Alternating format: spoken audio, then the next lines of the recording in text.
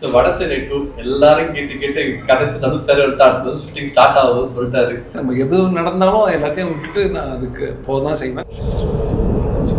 இந்த கதை எழுதும் போது உங்களுக்கு ஒரு பயம் இருந்துச்சு, அந்த படம் ரிலீஸ்ல ஏதாவது பிரச்சனைகள் நடக்கும், இல்லை ரிலீஸ்க்கு அப்புறம் பிரச்சனைகள் நடக்கும்? ஃபர்ஸ்ட் இந்த படம் வெளியே போகுதுன்ற அப்ரூவல் வந்து சென்சார் போர்டு எப்போ கொடுத்தாங்களோ அப்பவே எனக்கு ஒரு பெரிய நம்பிக்கை வந்தது. படம் எடுத்து முடிச்சு ஃபெஸ்டிவல்ஸ் ரன் போகிறோம், அங்கே போகும்போது அங்கே அந்த படத்தை செலிப்ரேட் பண்ணுறாங்க. ஸோ அப்போ அவார்ட்ஸ் கொடுக்குறாங்க, இவங்களுக்கு பெஸ்ட் ஆக்டர் அவார்டு கொடுக்குறாங்க.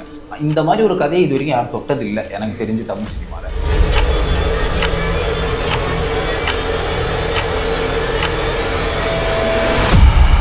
ட்ரைலர் கட்ல எந்த டைலாக்கும் இல்லாம அது ஒரு பாடலோட போடுங்கிற டிசிஷன் வந்துட்டு அது என்னன்னா, எப்பவுமே டீசர்னா வந்து ஒரு சின்ன ஒரு சீனோட இன்ட்ரடக்ஷன் கொடுப்பாங்க. எனக்கு அதுலயுமே வந்து அதை கொஞ்சம் பிரேக் பண்ணணும், ஒரு ஒரு ஒரு ஒரு மாண்டாஜா போகலாம்.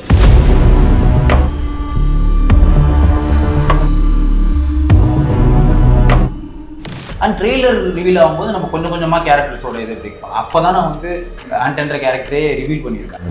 என்னை பற்றி நான் இன்ட்ரடியூஸ் பண்ணவே இல்லை. ஐ எம் ஆண்டன் லே. இது வந்து ஒரு த்ரில்லரா இல்லை சரியல் ஃபிலிமா இல்லை ஹாரர் ஃபிலிமா அப்படின்னு ஒரு கொஸ்டின் சில இமேஜஸ் பார்க்கும்போது வரும். கோவம், காமம், அழுக, பேராசன்னு எந்த எமோஷனும் இல்லாமல் ஒரு மனுஷனால வாழ முடியும்னு நினைக்கிறீங்களா? டீசர்ல வந்துட்டு ஒரு இடத்துல பார்த்தீங்கன்னா எலியை வந்து காக்கா திங்கிற மாதிரி ஒரு சீன் இருக்கும், மாடுக்கு வந்து ஒரு ஷார்ட் வச்சுருக்கீங்க. இதுக்கும் கதையோட அந்த இமேஜஸ், அந்த காட்டுற இமேஜஸ்க்கும் கதைகளுக்கும் ஒரு பயங்கரமான கனெக்ட் இருக்கு. குறிப்பிட்ட ஒரு மதத்தை வந்துட்டு ரூல்ஸை வந்து ஒரு மாதிரி ஹர்ட் பண்ற மாதிரி ஆயிடுமாங்கிற ஒரு விஷயம் தோணுதா? இது நான் ஹர்ட் பண்ணுன்றதே என்னோட இன்டென்ஷனே இல்லை.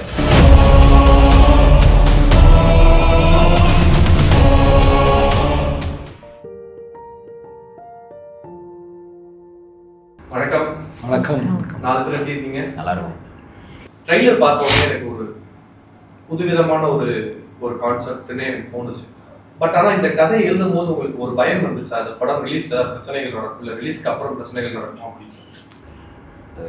ஃப்ராங்காக சொல்லணும்னா இருந்தது, இல்லாமலாம் இல்லை. அது நம்ம சும்மா மிகைப்படுத்திலாம் பேச முடியாது. அது ஏன்னா இது ரொம்ப சென்சிட்டிவான ஒரு கண்டென்ட்டு.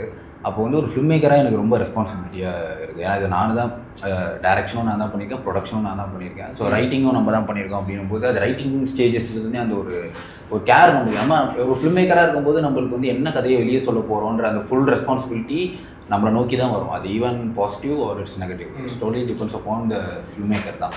அப்படின்னும் போது ஒரு சின்ன நெருடல்னு சொல்ல மாட்டேன், இந்த மாதிரி ஒரு கதையை இது வரைக்கும் யாரும் தொட்டது இல்லை எனக்கு தெரிஞ்சு தமிழ் சினிமாவில். ஸோ இது ஏன் தொடக்கூடாது? ஏன் நம்ம ஒன்றும் பொய் தப்பு பண்ணுறோம் பயப்படலாம். எனக்கு தெரியுது நான் தப்பு பண்ணலை, நான் தப்பான விஷயத்த நான் காட்டல. ஸோ ஒரு கிரியேட்டருக்கு வந்து அந்த முதல்ல அந்த ஒரு டேரிங்னஸ் முதல்ல வேணும். நம்ம எது போனால் முதல்ல சரின்றதை அவன் முதல்ல நம்பணும்.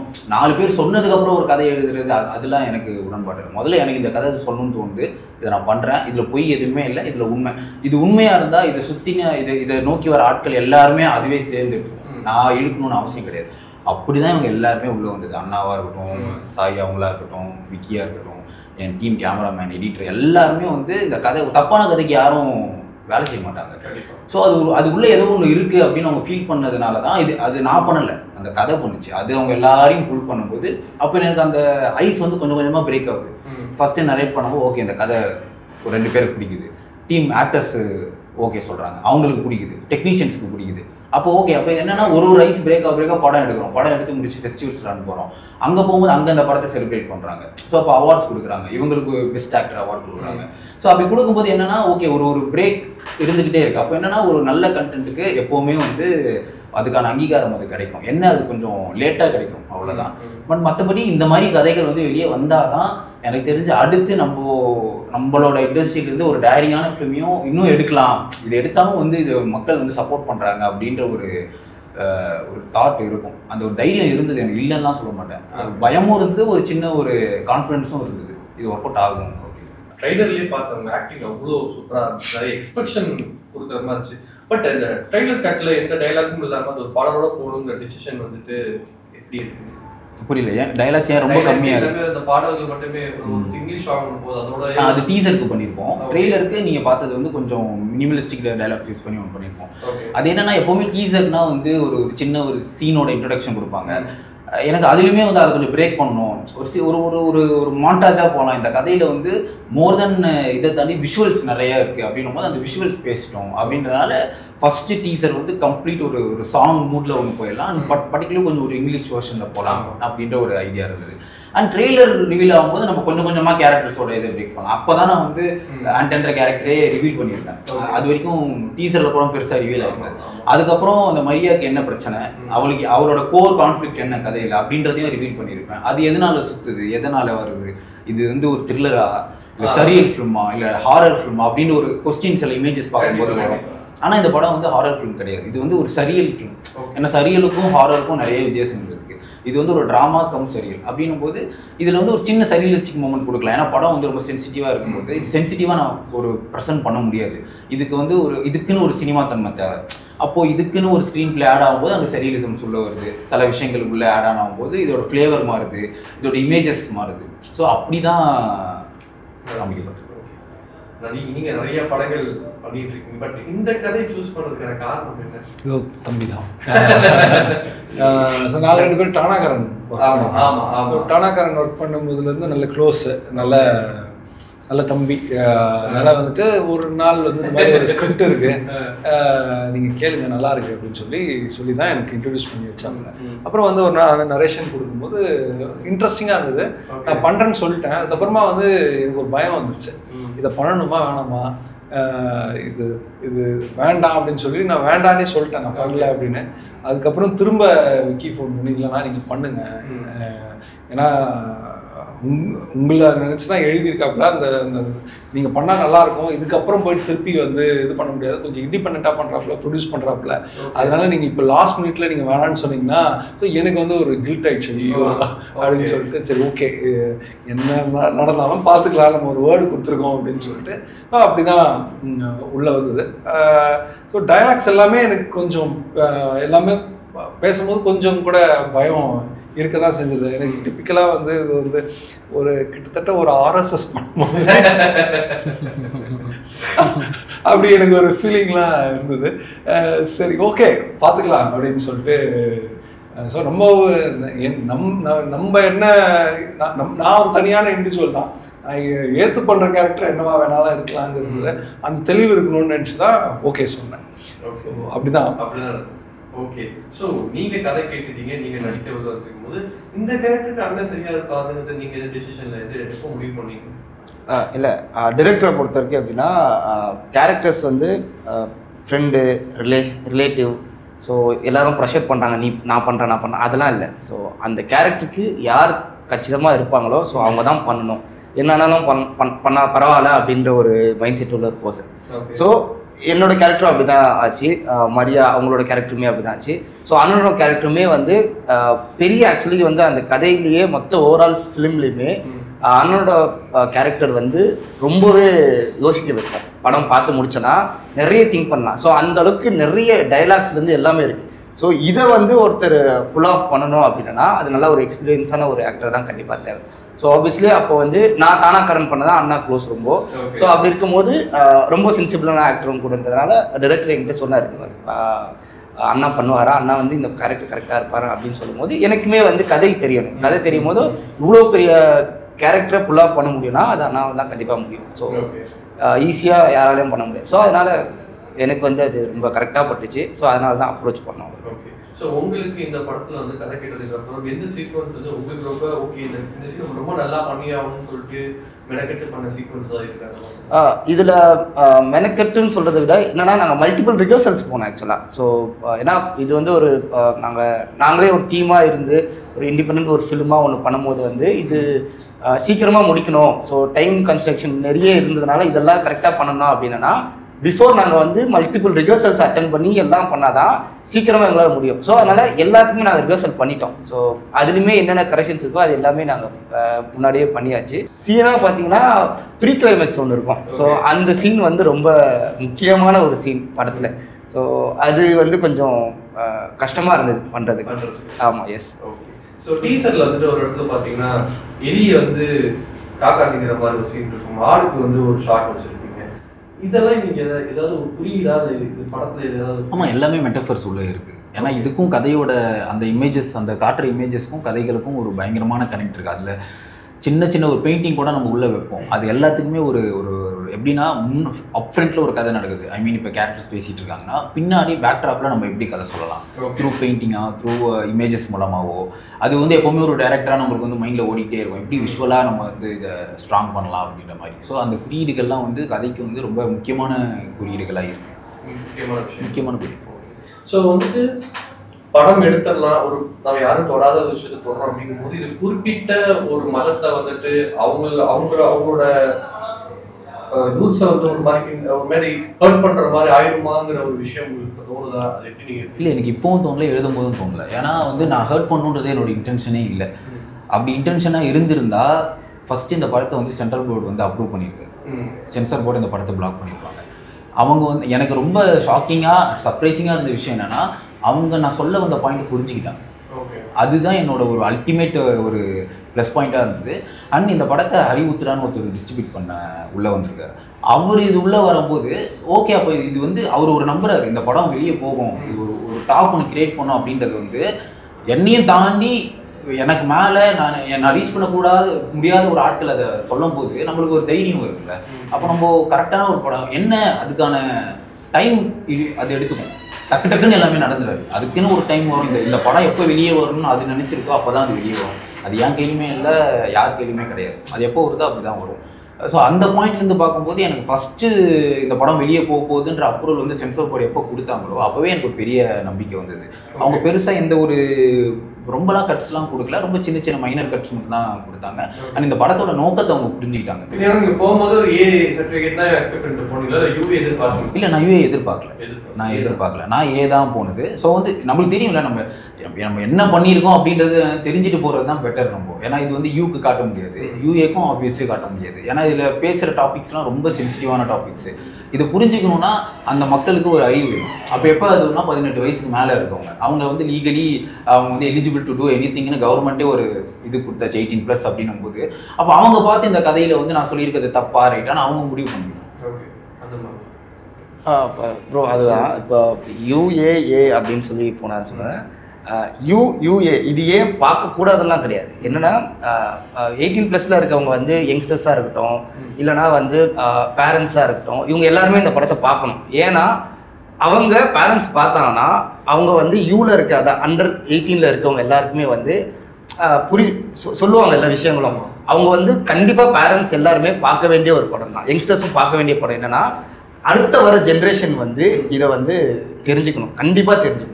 ஸோ அதுக்காக தான் இந்த படம் வந்து ஏ சர்டிஃபிகேட் தான். ஆனால் ஏன்னா நம்ம ஆக்சுவலாக நம்ம ஊரில் ஏன்னா வந்து ஒரு அடல்ட்ஸ்லாம் ஒரு வேற ஒரு மைண்ட் செட்டில் இருக்காங்க, அது கிடையாது, அது இல்லை. இந்த படம் வந்து நிறைய புரிதல் இருக்குது. ஸோ இதை வந்து பார்த்தீங்கன்னா பேரண்ட்ஸ்க்கும் சரி யங்ஸ்டர்ஸ்க்கும் சரி எல்லாருக்குமே அடுத்த வர ஜென்ரேஷனுக்கு புரிய வைப்பாங்க. அதுக்காக ஒரு படம். ஆமா, அது நம்ம சட்டமேன் கைலுக்கு பிறகு இப்போ ஒரு 7-8 படம் போலீஸாவே இருக்கிறதுனால அதனால இல்ல முதல் பொறுக்கியாவே இருந்தேன் எல்லா படத்துலயும். அதுல இருந்து அந்த ப்ரொமோட் பண்ணி போலீஸ் ஆக்கியிருக்காங்க, பொறுக்கி போலீஸ். அதுலயே டிஃப்ரெண்டா சீக்கிரமா அது வேற ஏதாவது அட்வொகேட் அது மாதிரி ஏதாவது மாறும்னு நினைக்கிறேன். இன்ட்ரோ பண்ணல, சாரி. தமிழ் சினிமால ஒண்ணு இருக்கு பாத்தீங்களா, போலீஸ் போலீஸாவே நடிக்கலாம் அப்படின்ட்டு. ஆனா மரியா கண்டிப்பா சேஞ்ச் பண்ணும். எல்லா படமும் அதான் நினைக்கிறோம். இந்த படத்துல நம்மளுக்கு வேற உடம்பு ஏத்திட்டீங்க அப்படியே இல்ல, நிறைய படத்துல உண்மையாவே போலீஸா அப்படி அதான் எனக்குமே ஆக்சுவலா இது பிடிச்சிருக்கு. ஓகே, இந்த பிசிக் நல்லா இருக்குன்றதுனால நானும் ஓகே.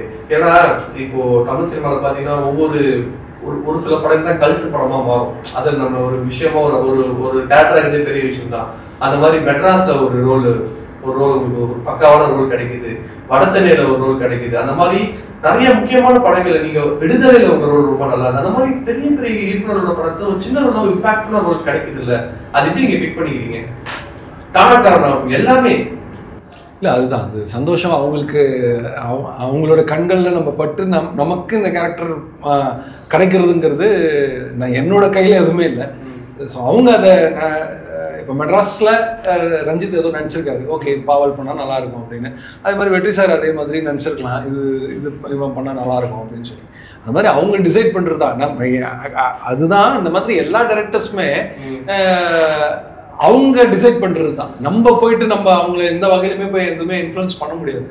அவங்களுக்கு ஓகே இதை வந்து இந்த ஆக்டரால் இதை புல் பண்ண முடியும்னு நினச்சிட்டாங்கன்னா நம்ம என்ன வேணாலும் டிஃப்ரெண்ட்டாக ட்ரை பண்ணலாம். ஓகே, ஸோ வடச்சென்னை 2 எல்லாரும் கேட்டு கடைசி வந்து சார் அடுத்தது ஷூட்டிங் ஸ்டார்ட் ஆகும்னு சொல்லிட்டாரு. அது கண்டிப்பா நீங்க போய் தான் ஆகணும். ஆமா, எப்படி அதுக்குள்ள திருப்பி அதை கேட்டு மாறிடுவீங்களா எப்படி? இல்லை அது இப்போ உங்களுக்கு எப்படி இருக்கோ அப்படிதான் எனக்கும் இருக்கு. அதனால நம்ம எது நடந்தாலும் எல்லாத்தையும் விட்டுட்டு நான் அதுக்கு போதான் செய்வேன். கண்டிப்பா அதுக்கேற்ற உடம்பு பண்ணிக்கலாம். அது ஒன்றும் பெரிய டைம்லாம் எடுக்காது. ஓகே, பெரிய டைம். இப்போ நீங்க ரெகுலரா பண்ற படங்கள் பாதிக்கும்ல, நீங்க அதை எப்படி மெயின்டைன் பண்ணிக்கிறீங்க? கஷ்டம்தான். நிறைய வந்து என்னன்னா நீங்க அதே இப்போ எனக்கு சார்பேட்டா நான் பண்ணிருக்கணும். சார்பேட்டா பண்ணும்போது எனக்கு வந்து வலிமை ஷூட் வந்து நைட் இருந்துச்சு எனக்கு. ஸோ நைட் ஷூட் வலிமையில் வந்துட்டு எனக்கு தாடி இருக்கு. இங்கே வந்து என்னன்னா இது சார்பேட்டாவில் வந்து பீரியட் மூவி, அதில் வந்து ஃபுல் தாடி எடுக்கணும். இம்மிடியட்டாக வளர்கிறதுக்கு என்ன பண்ண முடியும்? ஒன்றுமே பண்ண முடியாது. நான் வந்து சார்பேட்டா காலையில் ஷூட்டிங் போயிட்டு இல்லை பண்ண முடியாதுன்னு சொல்லிட்டு அவர்கிட்ட அதுக்கப்புறம் கிளம்பி போனேன். இப்படி நடக்க தான் செய்யும். அது எதுவுமே நம்ம கண்ட்ரோல் இல்லைன்னா நடக்கும் தான். சில படங்கள் வந்து பேரை கெடுத்துக்காம நம்ம எப்படி வந்து அது யோசிச்சு பாருங்க எப்படி இருக்கும். ஆனா என்ன வலிமையில என்ன தெரியுமா, அன்னைக்கு அந்த நைட் ஷூட் போனோன்னு ஃபுல் மாஸ்க், எனக்கு முகமே தெரியல. அதுக்கப்புறம் வந்து வலிமை வந்து ஒரு 4 months கிட்ட பிரேக் இருந்துச்சு. சார்பேட்டா இங்க முடிஞ்சிச்சு. ஸோ அந்த ஒரு நாள் ஏதாவது நடந்திருந்ததுன்னா நான் சார்பேட்டா பண்ணிருக்கலாம். ஸோ அந்த மாதிரி எல்லா ஆக்டரும் இதை ஃபேஸ் பண்ணுறது தான். இதெல்லாம் ஃபேஸ் பண்ணி அப்படி வந்து ஏதோ ஒரு படத்தில் அது தெரிஞ்சு நம்ம அதுலேருந்து ஒரு ஆக்டராக எமர்ஜ் ஆகுறது தான். அது எதுவுமே நம்ம கண்ட்ரோல் இல்லை. ஓகே, ஸோ ஒரு படம் தியேட்டருக்கு வர ரிலீஸ் பண்ணுறது ஒரு பெரிய விஷயம் தான். அதுக்கு மேலே வந்துட்டு ஆடியன்ஸ் தியேட்டருக்கு வந்து படம் பார்த்து அப்ரிஷியேட் பண்ணி அந்த இருக்கிற ஆர்டிஸ்ட் எல்லாருக்குமே வந்து ஒரு அடுத்த ஒரு லைஃப் போகிறதுக்கு ஒரு படம் வந்து வெற்றி அடைறதா பெரிய விஷயம். அப்படிங்கும்போது ரிலீஸ் டேட்டும் வந்து மிக முக்கியமான ஒரு விஷயம் தான் பார்க்கப்படுது. October 1 இட்லி கடை வருது, October 2 வந்து காந்தாரா சாப்டர் 1 வருது, October 3 உங்க படம் வருது. இது ஃபர்ஸ்டே முடிவு பண்ணிட்டீங்களா இல்லை என்ன மாதிரி இதை எடுத்துக்கிறீங்க? இல்லை, இது ஃபர்ஸ்டே முடிவு பண்ணது தான். முடிவு பண்ணி தெரியும். ஏன்னா அவங்க எங்களோட 2-3 மாதத்துலேருந்து பண்ணிட்டு இருக்காங்க. பெரிய படங்கள், ரெண்டுமே பெரிய படங்கள். ஒன்று வந்து நம்மளதுலேருந்து ஒன்று, இன்னொன்று அவுட் ஆஃப் ஸ்டேட்லேருந்து ஒரு பெரிய படம். அண்ட் ரெண்டுத்துக்குமே ஒரு பெரிய ஃப்ரான்ச்சைஸ் இருக்குது அண்ட் ஒரு க்ரௌட் புல்லிங் இருக்குது. மோரோவர் எனக்கு என்ன ஃபீல் ஆகுதுன்னா, ஓகே எப்போவுமே வந்து ரிஸ்க் எடுத்து பண்ணும்போது தான் லைஃப்பில் சம்டைம்ஸ் ஒர்க் ஆகும். அண்ட் மோரோவர் வந்துட்டு அதுக்காக வந்து நம்ம வந்து ஓவர் கான்ஃபிடன்ஸில் இது நான் சொல்லலை. என் படத்து மேலே எனக்கு நம்பிக்கை இருக்குது, அவ்வளோதான். அவங்கவுங்க படங்கள் மேலே அவங்கவுங்களுக்கு ஒரு நம்பிக்கை இருக்கும். என் படத்து மேலே எனக்கு ஒரு நம்பிக்கை இருக்குது. நான் சொன்ன டேட்டு டிஸ்ட்ரிபியூட்டரும் ஒத்துக்கிறாரு. ஏன்னா என்னை தாண்டி அவர் அதை பண்ண போகும்போது அவருமே நான் சொல்கிற பாயிண்ட்டை வந்து அவர் கன்வின்சிங்காக அவரும் புரிஞ்சுக்கிறாரு, நானும் புரிஞ்சுக்கிறேன். அப்படின்னும் போது சரி கொஞ்சம் ரிஸ்க் எடுத்தால் தான் லைஃப்பில் நடக்கும். ஸோ ஒய் நாட் கண்டென்ட்டே ரிஸ்க் எடுக்கும்போது டேட்டு ஏன் ரிஸ்க்காக இருக்கக்கூடாது? இதுக்கு எல்லாமே இன்னைக்கு சூழலில் படம் ரிலீஸ் ஆகுறது பெரிய விஷயம், சரிங்களா? அதனால அது ஒரு டேட்டில் அப்பா என் படம் வருது அப்படின்னு சொல்லி, அதனால எப்படின்னா இந்த பெரிய படங்களுக்கு போயிட்டு டிக்கெட் கிடைக்காம வந்து எங்கள் படங்களை பார்த்தாலே எங்களுக்கு போதுமானதுன்னு நினைக்கிறேன். ஸோ இது ரொம்ப ஒரு திமிரில் வந்து இல்லை எங்கள் படம் வந்தால் எங்கள் படம் மயமா அப்படி இல்லை. ஸோ ஒரு அந்த படங்களுக்கு நடுவில் ஓகே இது ஏதோ புதுசாக இருக்குது, இந்த படமும் ட்ரை பண்ணலாமே அப்படின்னு மக்கள் வரும்போது ஸோ அப்படி தான் எக்ஸ்பெக்ட் பண்ணுறோம். கண்டிப்பாக இப்போ எல்லா படத்தையுமே போன வாரம் பார்த்தீங்கன்னா 9 சின்ன படம் ரிலீஸ் ஆச்சு. இப்போ குஷி நடுவில் 2 நாள் முன்னாடி திருப்பி ரீரிலீஸ் பண்ணாங்க. இப்போ October 3னா October 10 நிறைய படங்கள் வருது. அதுக்கப்புறம் தீபாவளி படங்கள் வருது. அப்படிங்கும்போது ஒரு வாரம் தான் அந்த கேப் இருக்கும்போது அதுக்குள்ள ஒரு படம் வேர்ட் ஆஃப் மவுத் போய் ரீச் ஆகி ஆடியன்ஸ் உள்ள வரதுக்குள்ள அந்த படம் அந்த ஷோவில் இருக்காது. அந்த மாதிரி நிறைய படம் சின்ன படம் 11 ஒரு படம் வந்துச்சு, ரீச் ஆச்சு. பட் ஆஃப்டர் ஓடிடி தான் அதுக்கான ரெமினேஷன் கிடைக்கும். ஏன்னா அந்த வேர்ட் ஆஃப் மவுத் ரீச் ஆகிறதுக்குள்ளாரே அந்த படங்கள் வந்து எடுக்கப்படுறதுனால அது நிறைய பிரச்சனைகள் இருக்கு. கண்டிப்பா ஏன்னா இது வந்து நம்மளை தாண்டி பின்னாடி ஒரு பிஸ்னஸ் இருக்குது. அது பேசணும், அது பெரிய டாபிக், அதை நம்மளால டிஸ்கஸ் பண்ணவே முடியாது. காட் கிரேஸ்ன்னு சொல்ல முடியாது, மரியா கிரேஸ்ன்னு சொல்லி. ஓகே, ஸோ மரியா பத்தி ஆடியன்ஸ் வந்து என்ன எதிர்பார்த்து வரலாம்னு நீங்க எல்லாருமே நினைக்கிறீங்க? நிறைய பூவா போட்டிருக்கு, நிறைய ஃபெஸ்டிவல்ல ஸோ ஏதாவது ஒன்று பண்ணியிருப்பாங்க புதுசா, ஏதாவது பசங்க ஏதாவது சின்ன பசங்களா இருக்காங்க அப்படின்னு சொல்லி, அதனால வந்து ஓகே பார்க்கலாம் அப்படின்னு. Okay. So as a director நீங்கள் ஆடியன்ஸ் என்ன சொல்ல விரும்புறீங்க? இல்லை கண்டிப்பாக மக்களுக்கு வந்து இது வந்து ஒரு எப்போவுமே நம்ம ஒரு இன்ட்ரெஸ்டிங்கான விஷயத்தை டேபிளில் வைக்கும்போது பர்டிகுலர்லி தமிழ் ஆடியன்ஸ் வந்து அதை என்றைக்குமே கைவிட்டது கிடையாது. அது ஒரு நம்பிக்கை எனக்கு பிகினிங்லேருந்தே இருக்குது. ஸோ அண்ட் மோரோவர் வந்து எனக்கு என் கண்டென்ட் மேலே வந்து ஒரு நம்பிக்கை இருக்குது. இது கொஞ்சம் நம்ம டிஃப்ரெண்ட்டாக ப்ரெசென்ட் பண்ணியிருக்கோம், கொஞ்சம் இது பெக்யூலியராக இருக்குது அப்படின்னும் போது மக்களுமே இப்போ வந்து அந்த டேஸ்ட் மாறிடுச்சு. அவங்களுக்குமே வந்து கொஞ்சம் ஒரு பெக்யூலியர் ஃபிலிம்ஸை பிக் பண்ணி தேட்டரில் போய் பார்க்குற ஒரு இதுலேயும் அது ஸ்மால் ஸ்கேலில் இருந்தாலும் சரி பெரிய ஸ்கேலில் இருந்தாலும் சரி போய் பார்க்கறதுக்கான இன்ட்ரெஸ்டிங்காக இருந்ததுன்னா அவங்க போய் பார்க்குறாங்க. அண்ட் அது கண்டிப்பாக மரியா கொடுக்கும்னு நான் ரொம்ப நம்புகிறேன். சூப்பர். ஸோ மரியா படம் அக்டோபர் 3 ரிலீஸ் ஆகுது. இந்த படம் ரிலீஸ் ஆகி மிகப்பெரிய வெற்றி படம் அப்படின்னு சொல்லி வாழ்த்துக்கள். தேங்க்யூ.